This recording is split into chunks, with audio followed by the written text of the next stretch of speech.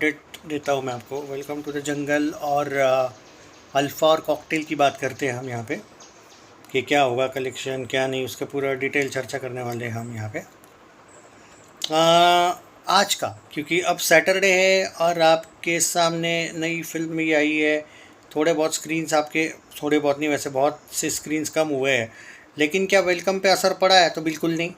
बिल्कुल नहीं, मतलब असर तो पड़ा है, लेकिन जब आपका कोई टारगेट नहीं है आप कि भाई आप ऑलरेडी हीट हो चुके हैं, तो ये पागलपन है कि ये बोलना कि भाई इतना हो। हाँ, ये बात है कि आप कह सकते हो कि इतनी होनी चाहिए थी यार, इतना नहीं हो पाई, अभी हमारा टारगेट है कि 150 जाए वगैरह। हाँ, तो वो एक बात है कि वो हो भी सकती है ऐसा, बिल्कुल ये हथियार डालने की ज़रूरत नहीं है, क्योंकि आप ये भी देखिए ऑलमोस्ट 130 करोड़ नेट के हिसाब से कल गई है ये फिल्म। 1 करोड़ इसने कमा लिया कल, तो आज हो सकता है 1.5-2 करोड़ भी कमा लें, क्योंकि शोज कम है भाई, बाकी कुछ नहीं। 132 करोड़ नेट आराम से जा रही है, 131, 132। 150 नेट के लिए इतना भी मुश्किल क्यों नहीं है, मैं बोल रहा हूँ। मतलब अगर धीरे धीरे भी चलती रहती और 1 महीना, कोई बड़ी फिल्म तो आ नहीं रही है, आवारापन 2 और बंटवारा आने को 1 महीना है, तो क्योंकि वेलकम चली है तो वेलकम थिएटर से नहीं निकलेगी। मतलब जितने शोज इसके हैं ना अभी, मुझे लगता है कि अगले वीक में उतने के उतने तो रिटर्न रहेंगे, क्योंकि अल्फ़ा के तो कटेंगे भाई, और कॉकटेल 2 के भी अब कल से कटने शुरू हो जाएंगे। ये भी देखने लायक बात होती है कि ये चीज़ें लोग ध्यान में नहीं रखते हैं। कि कुछ लोग बोलते नहीं नहीं भाई, नया वीक आएगा तो कंफर्म कटेंगे ही ना, पर कटेंगे तो रिप्लेस भी हो सकते हैं ना, क्योंकि अल्फ़ा और कॉकटेल से बेटर अभी थिएटर ओनर्स को लग रहा होगा भाई क्यों ना वेलकम चला है, क्योंकि धमाल भी आई है, वेलकम भी आई है, दोनों कॉमेडी है, ऐसा भी तो होता है। तो on serious note, you don't need to worry, जो मुझे लगता है। तो वेलकम को अब देखो भाई, सीधी बात है, अल्फ़ा को लेके वरीड साइंस है, क्योंकि नेट कलेक्शन में ये इतनी पीछे रह चुकी है कि ये अपना लाइफ टाइम 70-75 पे फिनिश करेगी। It will be a flop at box office, क्योंकि 100 करोड़ बजट बताया गया है, और बहुत अच्छी गई तो 75 से 80 करोड़ के बीच नेट में फिनिश करेगी। चाहे तुमको जो भी पोस्टर्स देने हैं कितना भी देते रहो, उससे कुछ नहीं होगा।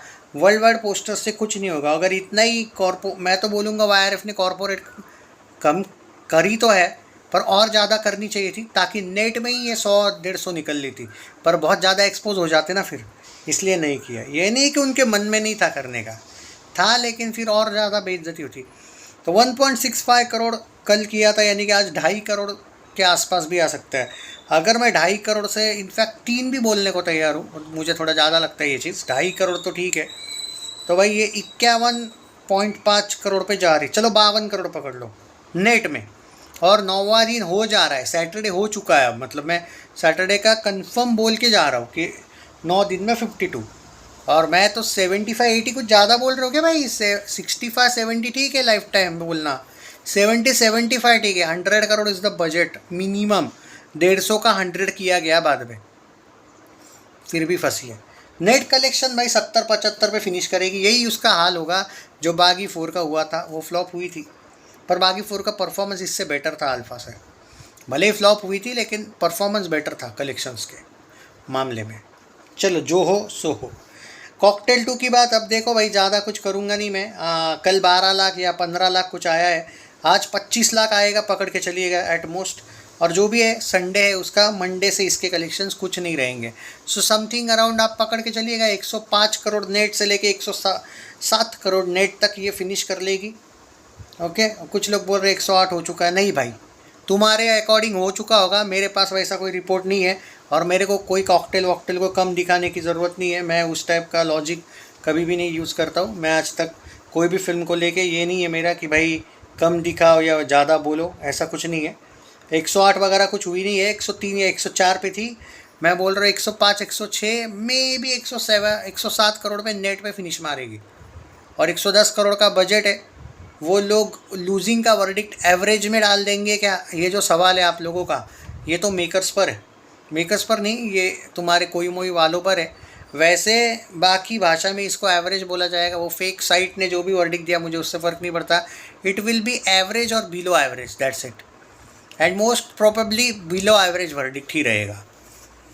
मुझे लगता नहीं, क्योंकि अगले जो 4 करोड़ होंगे ना, 106 पे फिनिश लगता है मुझे नेट में, क्योंकि अभी 104, 105, 106, 2 करोड़, और अभी सिर्फ 20-20, 15-15 लाख कर 106 पे फिनिश होगा। कम से कम 110 पे फिनिश पे ये लोग ऑफिशियल एवरेज दे देते, ये बिलो एवरेज पे रहेंगे। हालांकि ये बहुत हार्श वर्डिक्ट दिया उन्होंने, बिलो एवरेज नहीं देना था, एवरेज दे सकते थे वो, क्योंकि वर्ल्ड वाइड वगैरह 175 तक गई है। बट मैं कुछ नहीं कर सकता, मैं बॉक्स ऑफिस इंडिया नहीं हूँ, कोई मोई वाले हैं, it's a below average verdict. देखते हैं, कलेक्शन देता रहूँगा। अब आते हैं वेलकम टू द जंगल। हाँ, तो मैंने अल्फ़ा का बता दिया कि जो भी आज 2-2.5 करोड़, 52 करोड़ नेट पे जा रही है। 100 करोड़ बजट, भाई 65-70 एट मोस्ट 70-72 फिनिश करेगी। It will be a flop at box office. Cocktail 2 below average, it's not a good verdict by the way. Average हो या बिलो एवरेज हो, कम से कम नहीं, एवरेज नहीं है भाई। मैं तुम लोगों को एवरेज नहीं, तुम लोग ब्लॉकबस्टर बोलो, ऑल टाइम ब्लॉकबस्टर बोलो, मुझे उससे फ़र्क नहीं पड़ता है, वर्डिक्ट चेंज नहीं होगा।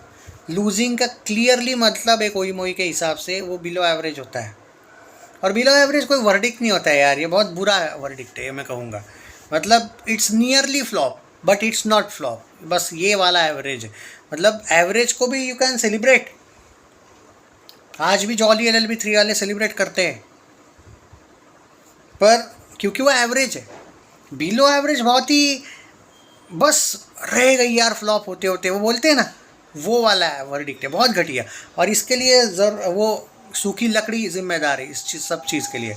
वो कबीर भैया मोटे के साथ जो रिलेशनशिप है उसका, वो कम से कम और 1 महीना अपना मुंह नहीं खुलवाती, थोबड़ा नहीं दिखाती, तो कम से कम और 10 करोड़ ये नेट में कर लेती, 125 करोड़ या इवन 20 करोड़ नेट में कर लेती। लोग उसको देखना ही नहीं चाहते उस घटिया आदमी के साथ, तो उसका असर बहुत बुरा पड़ा, उसने नुकसान कर दिया शाहिद कपूर का। बस हाँ, ये है कि कॉकटेल 2 फ्लॉप नहीं गई, यस। उल्टा जो भौंकेंगे फ्लॉप फ्लॉप फ्लॉप, वो उन पे लोग हंसेंगे, टेंशन लेने की ज़रूरत नहीं। But below average it's not a good verdict यार, सीरियसली। ये मैं एवरेज पे भी मैं कभी खुश नहीं होता कोई भी फिल्म को। जॉली 3 के वक्त भी मैं बोला था फैंस को, तुमको नंगा नाचना है तो नाचो भाई, but average is not a verdict. But हाँ, एक मामले में खुश हो सकते हो आप कि भाई it's not a flop. But below average it's like just flop होने से बची, तो ये भी कोई बहुत अच्छा वर्डिक्ट बिल्कुल नहीं है। बच गई भाई, इस टाइप का वर्डिक्ट है वो, दान दे दिया भाई वर्डिक्ट, ऐसे टाइप का। तो जो सच है वो सच, तुम सुपर हिट बोलो या ब्लॉकबस्टर बोलो, उससे क्या फ़र्क पड़ता है। So it's a below average, welcome to the jungle, clean hit. क्यों, क्या बजट था क्या नहीं, वो अलग बात है। मेकर्स ने जो भी बजट दिया, सारी साइट्स ने भी वही बोला, क्योंकि इन लोगों ने जो म्यूज़िक राइट्स और जो सेट वेट का खर्चा था, इवन अक्षय ने खुद ने पैसा नहीं लिया था। मैं गारंटी बोल सकता हूँ कि अक्षय कुमार ने, मुझे पर्टिकुलरली लग रहा है कि खुद का भी कुछ पैसा 50-60 करोड़ का अगर लगा दिया होगा अंदर, तो वो दिखाएगा नहीं कि मैंने लगाया। मतलब वो अच्छा आदमी है, मैं वो कह रहा हूँ। अगर कोई सेट का नुकसान भी हुआ होगा तो भी, क्योंकि वरना इस फिल्म का बजट ज़्यादा जा सकता था। पर अक्षय ने क्या मैच्योरिटी की वो सुन लो। हमेशा लोग बोलते कि, अक्षय खुद भी बोलता है, वैसे वेलकम में डायलॉग दिया उसने, हाँ पैसा बीच में आ जाता है, पर अक्षय ने इस बार पैसा बीच में नहीं आने दिया, इस बार वर्डिक्ट बीच में आने दिया कि नहीं भाई, भूत बंगला सुपर हिट गई है, इसको मुझे हिट लेके जाना है, मैं साला एवरेज से खुश नहीं हूँ। और ये बहुत अच्छा लॉजिक है। सो बहुत ज़बरदस्त सेटलमेंट के साथ बजट आया। आज 2 करोड़ जा रहा है, 125 करोड़ की फिल्म आज 132 नेट पे जा रही है। It's a very clean hit. और ये मार्केटिंग अक्षय 35 साल बाद समझ में आई उसको। अजय देवगन को भी मैं कहना चाहूँगा, भाई दोस्त है तुम्हारा, सीख लो, यही मार्केटिंग है, यही कर लो, यही सीख लो। क्योंकि ये जो 2 एक्टर्स हैं जो साल में 4 फिल्में बनाते हैं, बट कभी कभी इनकी फिल्में बहुत बुरी पिटती है और कभी कभी बहुत अच्छी चलती है, पर वो वाली नहीं चलती है कि 300 नेट 400 नेट। उसके पीछे यही रीज़न है। हो सकता है आगे चल के अगर ये लोग अपनी मार्केटिंग सुधार दे, PR टीम गई बाहर में, खुद अपना दिमाग लगा के मार्केटिंग सुधार दे, तो इनके फिल्म वो दिन दूर नहीं है 400-500 जाने के लिए। उसके पास समूह है, इसके पास चौहान है। बट मैटर वो नहीं करता है कि समूह है या चौहान है, मैटर ये करता है कि साला तुम कोई फिल्म के तुरंत अगर 1-2 महीने बाद लाओगे ना ऐसी बड़ी फिल्में, तो भी नुकसान हो सकता है। ऐसी बड़ी फिल्मों के लिए कम से कम 7-8 महीने का मुझे लगता है गैप होना चाहिए। ख्याल रखिएगा। जय Hind, love you, take care, welcome. Clean hit, alpha clean flop, मानो ना मानो, और कॉकटेल टू बिलो एवरेज।